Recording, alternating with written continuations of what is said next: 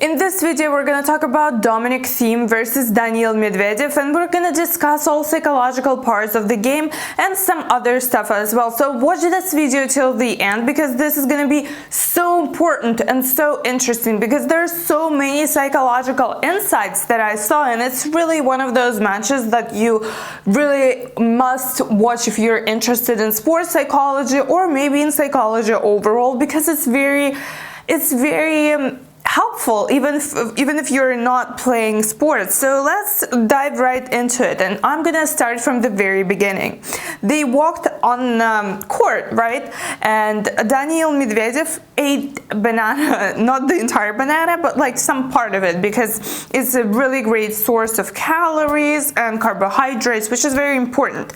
But I want to mention, one of the things that I want to mention here is that why do I pay attention to it and why it is important? It is because usually when you're super nervous, extremely nervous, you are not usually, you do not want to like eat anything. It's actually, in fact, it's really hard for anyone to like eat something. There are some people who actually start eating more, but especially in sports, usually it's the opposite. Usually people cannot eat, they cannot even think about the thought of the food, and that is the sign that Daniil Medvedev was not super nervous right before the match. He was not like at least nervous to the point where he couldn't like control his fear. And that's what I saw throughout the match. I saw, especially at the very beginning, I saw that Daniil Medvedev was felt more secure and confident at the beginning, especially. And we can tell that even already at the second game, he had several break points, because first game was his serve as far as I remember, right? Even though sometimes hard breath is a sign of someone who's very nervous, and we can see Daniil Medvedev breathing really hard after the second point. But that's his baseline behavior. That's why when you're analyzing someone's body language and baseline behavior, it's very, very important to know a person's baseline behavior. Because if someone from the outside look at Medvedev, he or she could immediately jump into conclusion that oh, this person looks nervous because it's like the second point and he is breathing super hard. But that's his like baseline behavior. I don't know, that's how his physiology is, that's how his body is. And I didn't see any signs of really nervousness. He pretty confidently took his serve. At 30-all, he made an ace, which is obviously something that you would expect a player as good as Daniil Medvedev to do, right? And I thought Dominic Thiem looked actually a lot more nervous than Daniil Medvedev. His baseline behavior is usually as well very like he looks like nervous and expressive, and he's not one of those Federer types of players, right? Who is like kind of looks cool and confident all the time. No, Dominic Thiem is definitely not that, but he is. He always kind of looked nervous, but he did look nervous at the very beginning, more nervous as Daniil Medvedev. And as I've already said, that's what we can see in the score, really, by looking at the score, because at the second game, as I've already said, Daniil Medvedev had several breakpoints. But the thing is, when you're playing a player such as Dominic Thiem, you don't really have this like nervousness part is something that you can hang on to. But Dominic Thiem, and I've mentioned it in my previous videos, has such a great serve. He has amazing weapons, really good weapons that he uses, and it's really hard to take his serve just because it's hard. You have to beat him. You cannot just like win off of double faults and unforced error, right? And sometimes it's really hard to really, at the very beginning especially, to have this type of this type of mental state of mind that you really don't that you don't forgive any sort of mistakes to your opponent, right? And Dominic Thiem didn't make that many mistakes, so he did win the second game, his serve.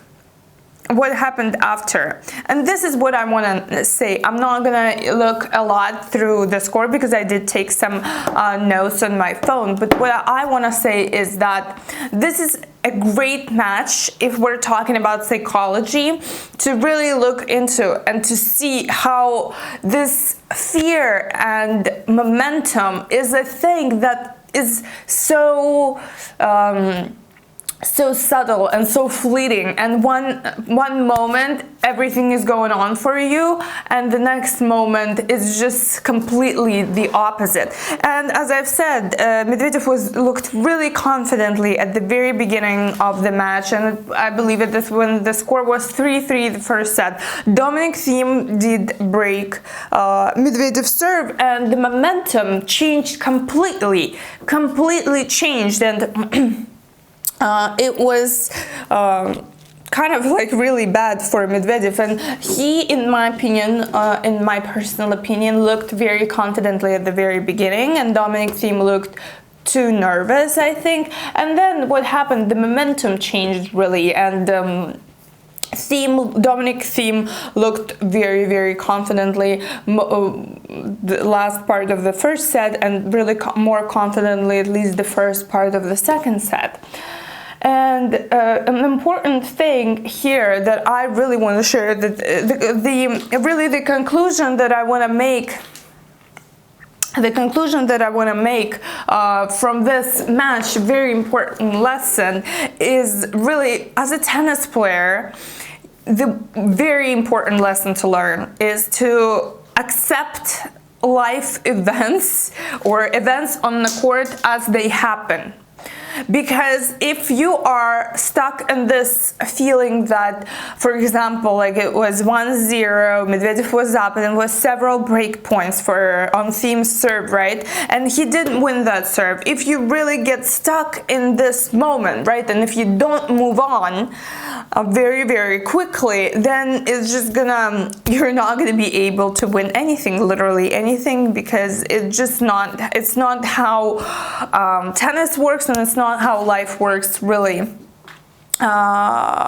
Because in sport, and especially in tennis, you have to move on, and there is such a thing as Murphy's Law, and I believe that especially in tennis you have to realize that a lot of times literally a lot of things that can go wrong are gonna go wrong, and this match, this first set, is something that is such a great example of both tennis players really accepting quickly the events that are happening to them, right? Or with them, I don't know how to call it. And even though you can't really see it from the outside, we can see by the result that Daniil Medvedev at least was someone who was willing to, accept maybe even unfairness, kind of, because from his point of view, obviously the momentum was on his side. He confidently took his first game, and he had several break points, and I just overall feel like Medvedev was more prepared for this match, but he lost first set. And the last point of the first set, I'm not gonna go through every single game because it's gonna be too boring in this channel is not really about tennis technique and all this stuff. This channel is about psychology. The very last set point that in the first set that Dominic Thiem won, it was so just devastating to look at, right? He hit the net, and Medvedev couldn't return the ball because he hit the net. If you guys saw, you know what I'm talking about. It was basically, it's like this unfair shot, that kind of unfair shot. I'm gonna hopefully attach video of what happened. It was this type of unfair situation. It was 5-4. and everything could go literally any direction. And this happened, and look at how Daniil Medvedev responds to that. He makes a joke, he jokes with Dominic Thiem, and he really laughs off this situation. And this is one of those situations that it's very important to emulate this type of behavior, because sometimes it is events that are happening are really devastating that I really just want to sometimes sit and cry, because it's just so unfair, and it seems like it's just like a tough situation. But really what you should do is to not really take stuff seriously. And I'm not saying because he did that he won that match. There are many reasons why he won that match, I believe, but really this is something like sense of humor, or really not taking stuff personally, or just sometimes taking things easy is something that can really help you. And it definitely did help Medvedev throughout this match, and he could have lost this match, and this is not like a guarantee, right? But it just makes your life easier. And as you go through difficult stuff like losing first set or even match, it can literally help you tremendously in moving from, as Winston Churchill said, moving from one failure to another with enthusiasm, right? So this is something that's very important, huge lessons, very important lessons. And let's move into the second set, right? Let's move into the second set. Wait. One important thing, that the second set maybe is going to be most probably, I'm going to film it now, but it's going to be on the other video, so click somewhere here so you don't miss anything important.